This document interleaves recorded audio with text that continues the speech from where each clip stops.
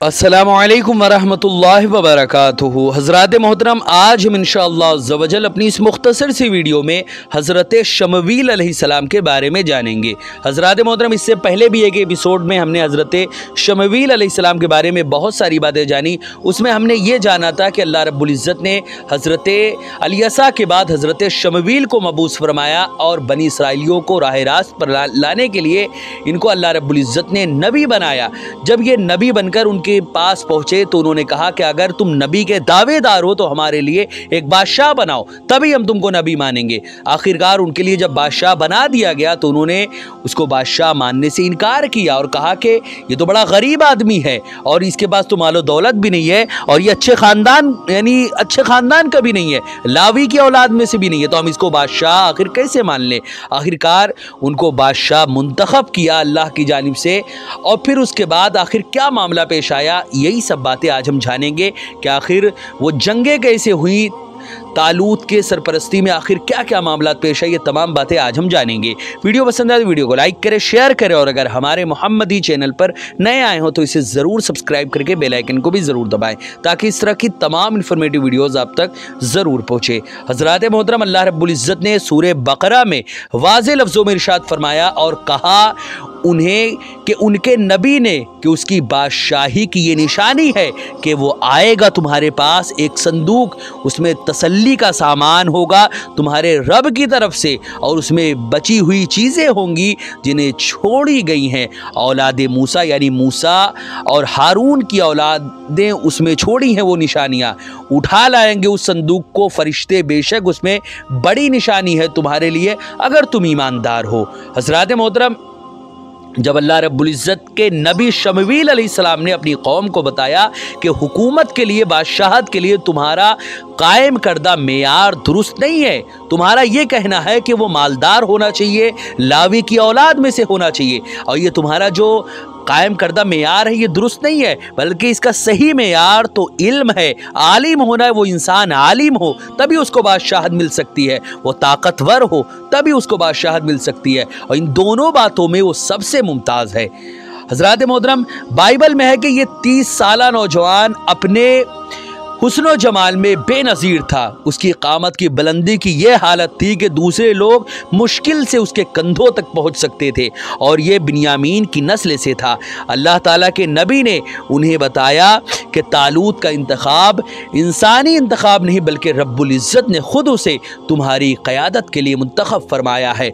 तुम्हें उसकी अता व बख्शिश पर एतराज़ नहीं करना चाहिए। हज़रात मोहतरम, बनी इसराइल भला कब आसानी से अपने ज़िद और हठधर्मी से बाज आने वाले थे। उनकी तो शनाख्त ही है हठधर्मी, नबियों को कत्ल करना, नबियों की बातों की खिलाफ वर्जी करना, ये तो उनके पैदाइशी तुर्रे इम्तियाज़ रहा है, हमेशा उन लोगों ने किया और आज भी जुल्म व ज़्यादती के पहाड़ मासूम फ़िलिस्तीनियों पर वो कर रहे हैं। हज़रात मोहतरम, आखिर वो उस हठधर्मी से भला कैसे बाज आ सकते थे जिस चीज़ को उन्होंने वो मान लिया था कि यही चीज़ सही है। हज़रात मोहतरम, फ़ौरन मुतालबा किया उन्होंने कि आप दलील पेश कीजिए कि तालूत का इंतखाब वाकई अल्लाह ताला ने ही किया है। उस वक्त उनके नबी ने फरमाया कि उसकी हुकूमत की निशानी ये है कि वो संदूक जिसमें तुम्हारे सुकून का सामान है और जिसमें हज़रत मूसा अलैहिस्सलाम, वो संदूक जिसको ताबूत सकीना कहते हैं, जिसमें हज़रत मूसा अलैहिस्सलाम और हारून अलैहिस्सलाम के तबर्रुकात थे और जो इमालिका तुमसे छीन कर ले गए थे वो तुम्हें फरिश्ते वापस कर देंगे। अगर तुम में ईमान है तो उससे बढ़कर तुम्हें किसी मज़ीद निशानी की ज़रूरत नहीं रहेगी। हज़रात मोहतरम, जब फरिश्ते उस संदूक को उठाए हुए या उस बैलगाड़ी को हाँकते हुए जिस पर ताबूत रखा था बनी इसराइल के पास लेकर आए तो अब उन्हें तालूत के बादशाह बनने के मुतालिक इत्मीनान हो गया। नेज़ उन्हें ये हिम्मत बन गई कि अब वो यकीनन फ़तेहयाब होंगे, क्योंकि अंबिया इकराम के तबर्रुकात वाला संदूक जिसमें हज़रत मूसा अलैहिस्सलाम का असा और पारचा जात और हज़रत हारून अलैहिस्सलाम का अमामा पगड़ी था, उन्हें वापस मिल गया। हज़रात मोहतरम, اس آیت سے یہ بھی واضح ہو گیا کہ وہ اشیاء جن کا تعلق اللہ تعالیٰ کے مقبول بندوں سے ہوتا ہے ان کی برکت سے دعائیں قبول ہوتی ہیں اور دشمنوں پر غلبہ نصیب ہوتا ہے۔ صحابہ کرام رضوان اللہ تعالیٰ علیہم اجمعین حضور صلی اللہ علیہ وسلم کے ناخون اور منہ مبارک تبرک کے طور پر اپنے پاس رکھتے تھے۔ حضرت خالد بن ولید رضی اللہ تعالیٰ عنہ کے سر پر ایک کپڑے کی ٹوپی تھی جس میں حضور صلی اللہ علیہ وسلم کا ایک بال مبارک ہوتا تھا۔ حضرت خالد رضی اللہ تعالیٰ عنہ فرماتے ہیں کہ جس معرکے میں یہ ٹوپی سر پر رکھ کر میں جاتا ہوں اللہ تعالیٰ اس بال اور اس منہ مبارک کی برکت سے مجھے کامیاب و کامران کرتا ہے۔ حضرات محترم، اس کے بعد قوم کی آزمائش کا وقت آیا۔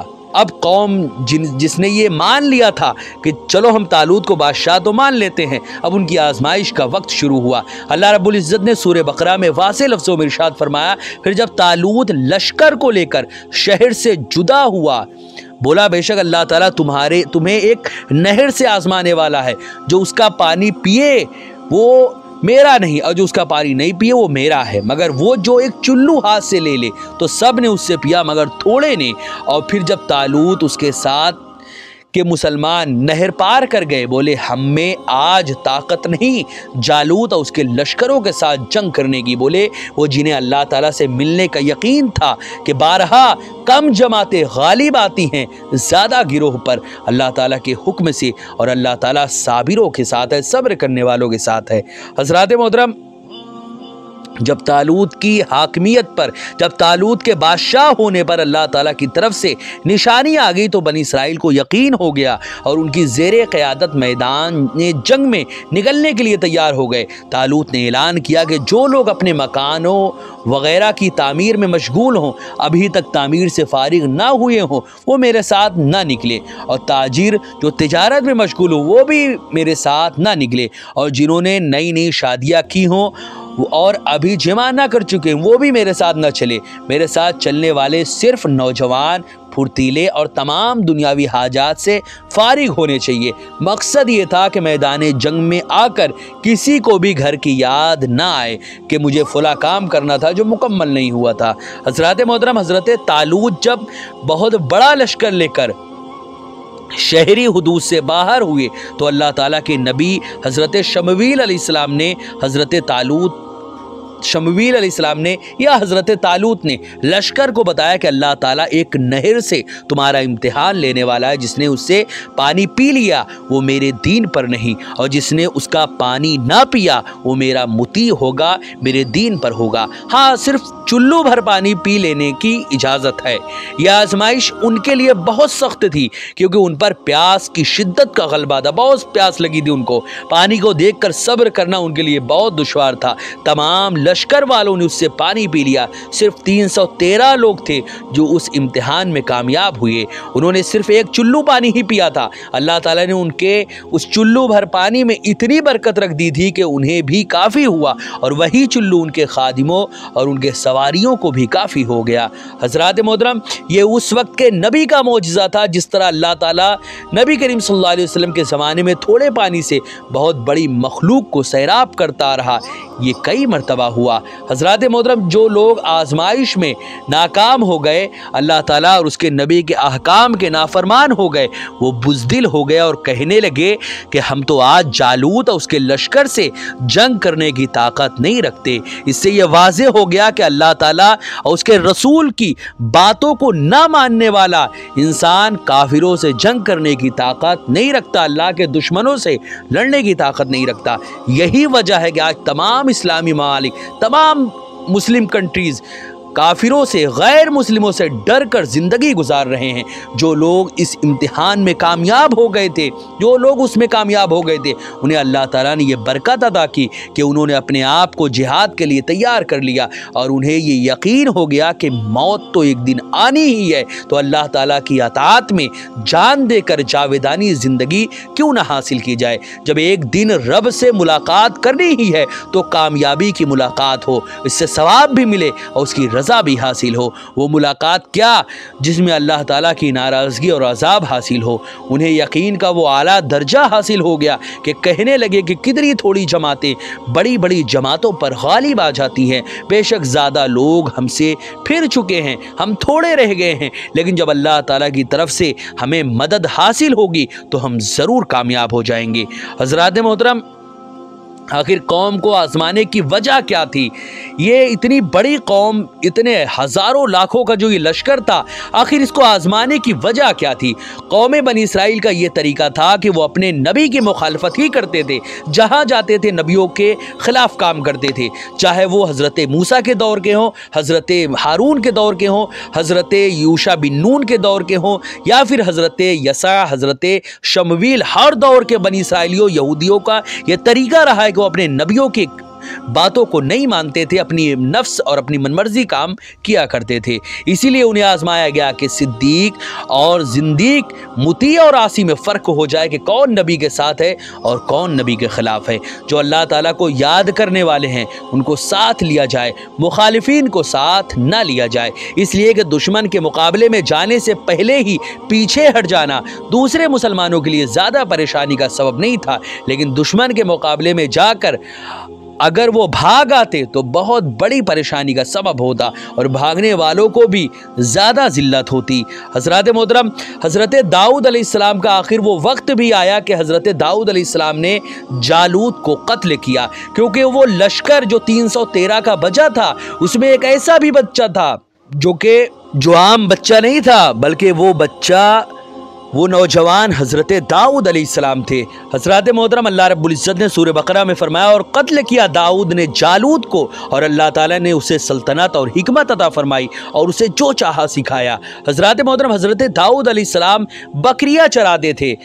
आप गलाखन यानी पत्थर फेंकने के आला के ज़रिए भेड़ियों और शेरों को पत्थर मारते थे। आपके 7 भाई तालूत के साथ मैदान जंग में थे। जब उनको खबर पहुंची मैं कुछ देर हो गई कि किस हाल में है, तो आपको आपके बाप ऐशा ने भेजा कि जाओ और भाइयों की खबर लाओ।